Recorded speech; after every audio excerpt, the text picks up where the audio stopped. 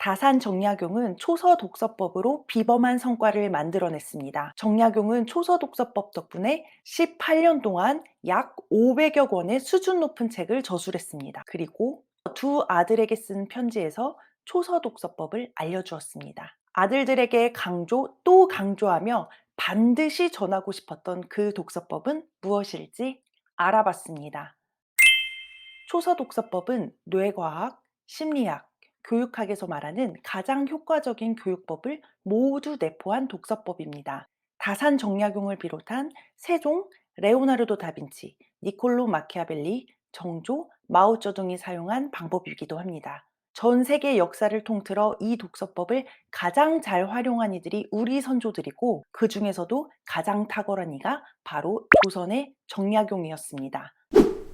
초서 독서법은 읽은 내용을 이해하고 소화하는 데 그치는 게 아니라 더 높은 차원의 사고 훈련을 하게 해주며, 동시에 세상의 유일한 자신의 생각을 기록함으로써 글을 짓는 독서법입니다. 초서 독서법은 5단계로 이루어져 있습니다. 1. 입지, 주관 의견. 2. 해독, 읽고 이해. 3.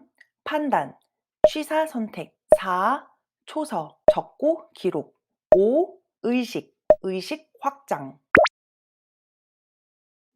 독서를 하려면 반드시 먼저 근본을 확립해야 한다. 무작정 책을 읽기보다 미리 보기를 하면서 자신의 주관과 의견을 살피고 근본을 확립하는 단계입니다. 독서는 뜻을 찾아야 한다. 그 근원을 찾아내야만 한다. 실제로 책을 읽고 내용을 이해하면서 뜻과 의미를 찾는 단계입니다. 초서의 방법은 먼저 자신의 생각을 정리한 후 그 생각을 기준으로 취할 것은 취하고 버릴 것은 버리는 것입니다. 읽은 내용을 수동적으로 수용하는 것이 아니라 능동적으로 따지고 헤아리고 비판하고 저울질하는 것이죠. 나아가 자신의 뜻과 비교해 판단하여 취할 것은 취하고 버릴 것은 버립니다. 이 전 단계인 세 번째 단계에서 생각하고 판단한 결과에 따라 자신의 생각을 노트에 기록하는 것입니다.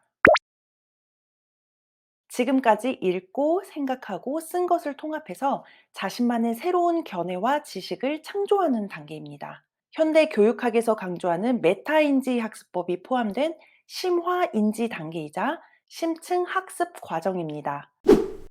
정약용이 강조한 것은 독서가 아니었습니다. 독서를 통해 반드시 뜻을 찾아내고 그 근원을 찾아내는 것이었습니다. 여기서 뜻과 근원은 결국 자신의 주관과 의견을 확장한 자신의 의식이라고 해석할 수 있습니다.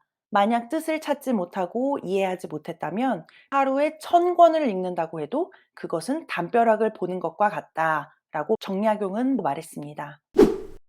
그런데 놀라운 점은 초서 독서법에 현대 교육학적 요소와 뇌과학적 요소들이 포함되어 있다는 사실입니다. 어떤 요소들이 포함되어 있는지 살펴보겠습니다. 첫 번째, 메타인지 학습법입니다. 현대 교육학에서 강조하는 메타인지 학습법은 많이 들어보셨을 텐데요. 메타인지 학습법으로 공부를 하면 책 내용을 더욱 심층적으로 잘 이해할 수 있을 뿐만 아니라 한 권을 읽어도 엄청난 독서 효과가 있습니다. 둘째는 인출 및 정교화 작업입니다. 뇌과학에서 장기 기억을 강화하는 최고의 학습법이라 일컫는 인출 작업과 정교화 작업이 포함되어 있습니다. 뇌가 장기 기억을 하는 가장 좋은 조건을 충족하는 것이죠.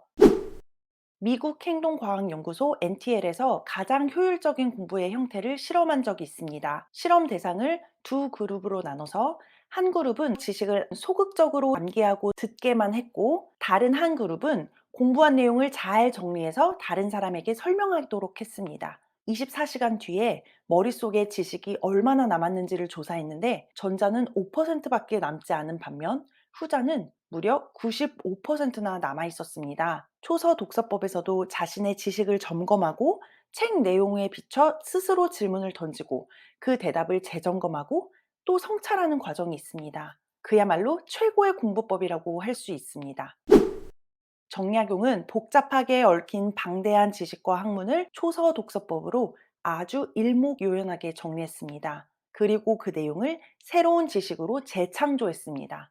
여기에 초서 독서법의 본질이 있습니다. 많은 사람들이 독서를 할 때 옛것을 배우고 내만 집중합니다. 그런데 정약용의 초서 독서법은 독자의 새로운 지식, 견해, 주관을 만들어가는데 중점을 둡니다.